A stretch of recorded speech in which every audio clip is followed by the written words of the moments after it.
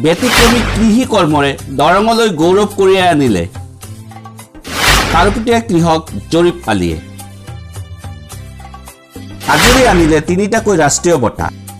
দৰং জিলাৰ খাৰুপেটীয়া খগজানী গাঁৱৰ কৃষক জৰীপ আলীয়ে প্ৰণালীবদ্ধভাৱে জৈৱিক পদ্ধতিৰে 24 বিঘা মাটিত উন্নত জাতৰ আপেল বগৰী, মাৰ্টাৰ ড্ৰেগন ফ্ৰুইটছ, কাষ্টাৰ্ড আপলকে ধৰি 9ৰ পৰা 10 বিধ ফলৰ খেতিৰ লগতে জৈৱিক পদ্ধতিৰে পাচলিৰ খেতি কৰি ব্যাপক সফলতা লাভ কৰিবলৈ সক্ষম হয়। কৃষকগৰাকীয়ে বিভিন্ন ধৰণৰ ফল মূলৰ লগতে কেপচিকাম, সামাৰ স্কোৱাছ আদি ব্যতিক্ৰমী খেতি কৰি সকলোৰে দৃষ্টি আকৰ্ষণ কৰাৰ লগতে ৰাষ্ট্ৰীয় পৰ্যায়ত 3টাকৈ বঁটা আজৰি আনিবলৈ সক্ষম হয়। উল্লেখযোগ্য যে 21 জানুৱাৰীৰ পৰা 23 জানুৱাৰীলৈ গোলাঘাট জিলাৰ বোকাখাতত অনুষ্ঠিত হৈছিল ৰাষ্ট্ৰীয় উদ্যান শস্য মেলা 2021। ৰাষ্ট্ৰীয় পৰ্যায়ৰ শস্য মেলাত 33খন জিলাৰ কৃষকে অংশগ্ৰহণ কৰে। কৃষিমন্ত্ৰী অতুল বৰা, সাংসদ কামাখ্যা প্ৰসাদ তাছা উপস্থিত থকাৰ ৰাষ্ট্ৰীয় মেলাত দৰঙৰ কৃষকে লাভ কৰে 7টাকৈ বঁটা। ইয়াৰে 3টা বঁটা আজৰি আনিবলৈ সক্ষম হয় খাৰুপেটীয়া খগজানীৰ গাঁৱৰ কৃষক জৰীপ আলীয়ে। কৃষকগৰাকী কেপচিকাম, সামাৰ স্কোৱাছ আৰু আপেল বগৰীৰ বাবে লাভ কৰে 3টাকৈ বঁটা। এইগৰাকী কৃষকে ব্যতিক্ৰমী খেতি কৰি ৰাষ্ট্ৰীয় পৰ্যায়ত 3টাকৈ বঁটা লাভ কৰি দৰঙৰ লগতে খাৰুপেটীয়াৰ কৃষকলৈ গৌৰৱ কঢ়িয়াই আনে। এয়া আছিল দলগাঁৱৰ পৰা আমাৰ সাংবাদিক নুৰজামাল হকৰ এক প্ৰতিবেদন। আমিও চেডো নিউজ 7 পৰিয়ালৰ তৰফৰ পৰা জৰীপ আলীক জনাইছোঁ আন্তৰিক শুভেচ্ছা আৰু অভিনন্দন। তেওঁৰ ভৱিষ্যত মংগল কামনা কৰিছোঁ। আহক আমি শুনো তেওঁৰ মুখৰ ভাষ্য। মোৰ নাম মহম্মদ জৰীপ আলী। মই দৰং জিলাৰ খাৰুপেটীয়া অঞ্চলৰ খগজানী গাঁৱৰ পৰা কৈছোঁ। আৰু মই টোটেল 24 বিঘা মাটি ফ্ৰুইটছৰ খেতি লগতে 10 বিঘামান ভেজিটেবল খেতি কৰিছোঁ। ইতিমধ্যে আমি দেখা পাইছোঁ আপুনি কেইবাটাও প্ৰাইজ পাইছে, কি ক'ত পাইছে? হয়, এইটো ৰাষ্ট্ৰীয় কৃষি উদ্যান মেলা 2021ত গোলাঘাটত এখন 3দিনীয়া কাৰ্যসূচী মেলা হৈছিল। সেই মেলাত কম্পিটিশ্যন হৈছিল। কম্পিটিশ্যনৰ মাজত দৰং জিলাৰ ভিতৰত আমি 7টা প্ৰাইজ লৈ আহিবলৈ সক্ষম হৈছোঁ। তাৰ মাজত মই 3টা পাইছোঁ। এই 3টা প্ৰাইজ পাইছোঁ। এই 2টা ভেজিটেবলত আৰু এটা ফ্ৰুইটছত।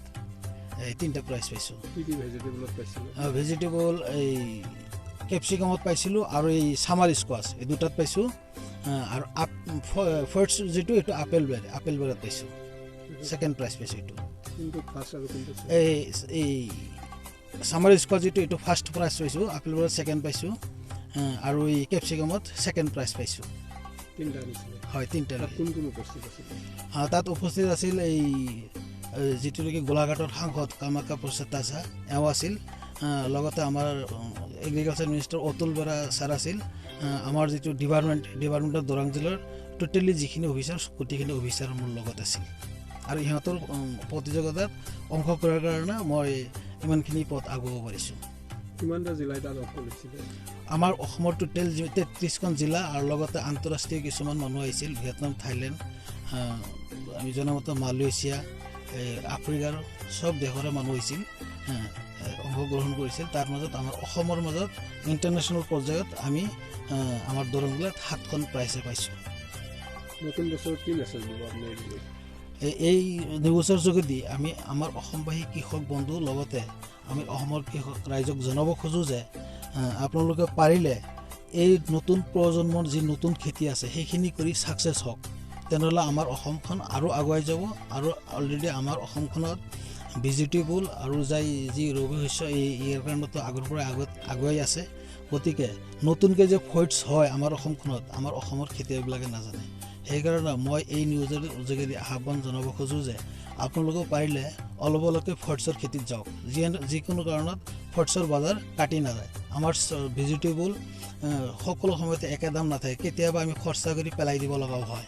গতিকে সেইকাৰণে এই নিউজৰ যোগেদি ক'ব খুজিছোঁ যে আপোনালোকে পাৰিলে আমাৰ ৱেডাৰত যি বাহিৰৰ পৰা এই ফলবিলাক আহি আছে মহাৰাষ্ট্ৰ, হিমাচল প্ৰদেশ, কাশ্মীৰৰ পৰা, সেই ফল আমাৰ অসমৰ কাৰণে উপযোগী মাটি বুলি ক'ব পাৰোঁ। যেনিবা মই 8-9 বিধ ফলৰ খেতি কৰিছোঁ।